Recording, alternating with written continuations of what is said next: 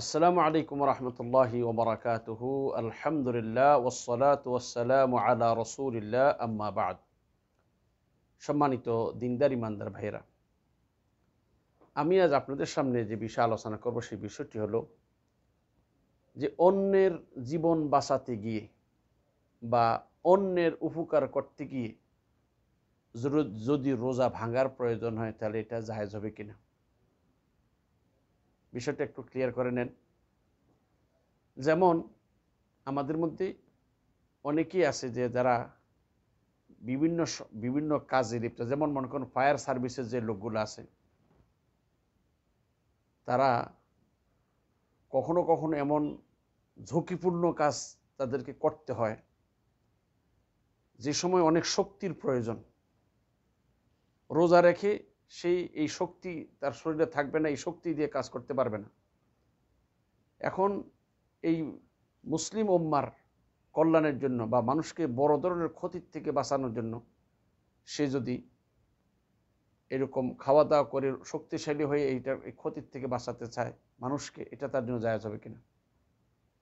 এমনিভাবে মনে করেন হয়তো কোন একটা মানুষ পানিতে পড়ে গেছে আল্লিয়াদুবিল্লাহ, অথবা আগুনে পড়ে গেছে, তাকে বাঁচাতে গিয়ে তার রোজা ভাঙার প্রয়োজন হয়ে গেছে, সে রোজা ভাঙতে পারবে কিনা।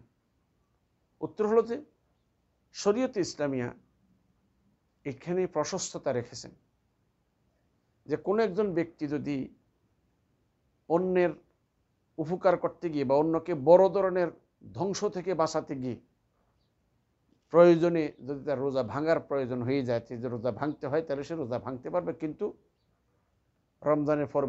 রমজানের পরেই এই দিনের কাজ আদায় করে দিতে হবে। মনে করেন একটা বাচ্চা এমন এক জায়গাতে পড়ে গেছে আলিয়াদুবিল্লাহ, আল্লাহ আমাদের সবাইকে হেফাজত করে, যেখান থেকে উঠাইতে গেলে অনেক কষ্ট। অথবা মনে করেন একটা পানিতে পড়ে গেছে, যেমন ডুবুরিরা আছে। যেমন আপনারা খুব সহজে বুঝবেন যে আমাদের দেশে ডুবুরিরা বা আমাদের বিভিন্ন দেশে আছে, যখন কোনো লঞ্চ জাহাজ ডুবে যায় তখন তারা জান প্রাণ দিয়ে মানুষের জীবন বাঁচানোর জন্য সেখানে ঝাঁপিয়ে পড়ে। এই পড়তে গিয়ে দেখে যে তাদের রোজা ভেঙে ফেলতে হয়। এটা প্রয়োজনের কারণে জায়েজ। এইভাবে রোজা ভাঙার কারণে কোনো ব্যক্তি গুনাহগার হবে না। তবে রমজানের পরে এই দিনগুলার কাজা আদায় করা তারপরে ওয়াজিব, এটা অবশ্যই মনে রাখতে হবে। আরেকটা বিষয় হলো যে মানে কোনো ব্যক্তি যদি আল্লাহর দিন কায়েমের জন্য জেহাদ করার জন্য কোথাও যায়, যেমন মনে করেন কোথাও যদি ইসলামী জেহাদ হয়, সেখানে এখন শত্রুর মোকাবেলা করার জন্য অস্ত্র চালানোর জন্য তার শরীরে পর্যাপ্ত পরিমাণ শক্তির দরকার। এখন শত্রুর মোকাবেলা করতে গিয়ে যদি সে শক্তিহীন হয়ে যায়, তাহলে এই শত্রুর মোকাবেলা কি করে করবে। এই অবস্থায় যদি তার রোজা ভাঙার প্রয়োজন হয় শত্রুর মোকাবেলা করার শক্তি তৈরি করতে গিয়ে, তাহলে ইসলামী শরীয়তের দৃষ্টিতে এখানে রোজা ভঙ্গ করা বা রোজা ছেড়ে ইফতার করা, খাওয়া দাওয়া করা তার জন্য জায়েজ। এই প্রসঙ্গে অনেকগুলা বিষয় আমরা খুব সহজে বুঝে নিতে পারবো। দিন প্রতিষ্ঠার জন্য, দিন কায়েমের জন্য মুসলিম দেশ যদি কোনো অমুসলিম দেশের সাথে যুদ্ধ করে, সেক্ষেত্রে মুসলিম সেনাদের জন্য নিজেকে শক্তিশালী করার জন্য খাওয়া দাওয়া করা তাদের জন্য জায়েজ হবে। তবে এই দিনগুলার ছুটে যাওয়া রোজাগুলা পরবর্তীতে কাজা করে দিতে হবে। এর সপক্ষে দলিল কি? হযরতে আবু সাঈদ খুদরী রাদিয়াল্লাহু তাআলা হতে বর্ণিত একটি হাদিসটি ইমাম মুসলিম রাহিমাহুল্লাহ 1120 নং হাদিসে বর্ণনা করেছেন।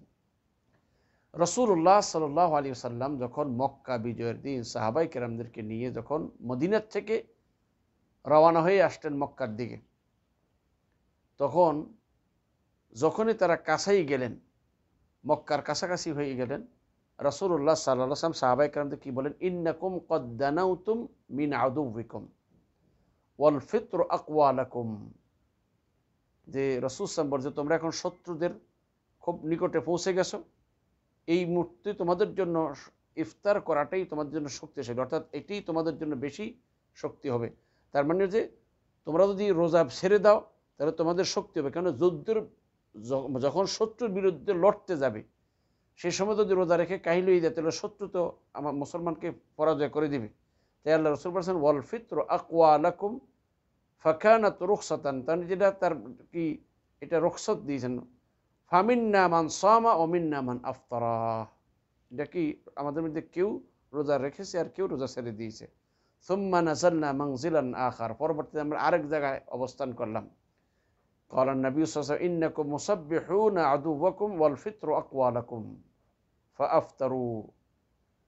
হযরত রাসূলুল্লাহ সাল্লাল্লাহু আলাইহি ওয়াসাল্লাম যখন তারা আরেকটা মঞ্জিল হারিয়ে গেলেন, অর্থাৎ একটা সময় চলার পরে তো তারা একটা যে মঞ্জিল করেন, এক জায়গায় থামেন, যখন মক্কার আরো কাছেই গেলেন তখন আল্লাহ রাসূল বলছেন যে ইন্নাকুম মুসাব্বিহুনা আদুওয়াকুম, যে অথবা বিআদুবিকুম, তোমরা মানে দুশমনের খুব নিকটে বা সকালেই তোমরা দুশমনের মোকাবেলা করবে।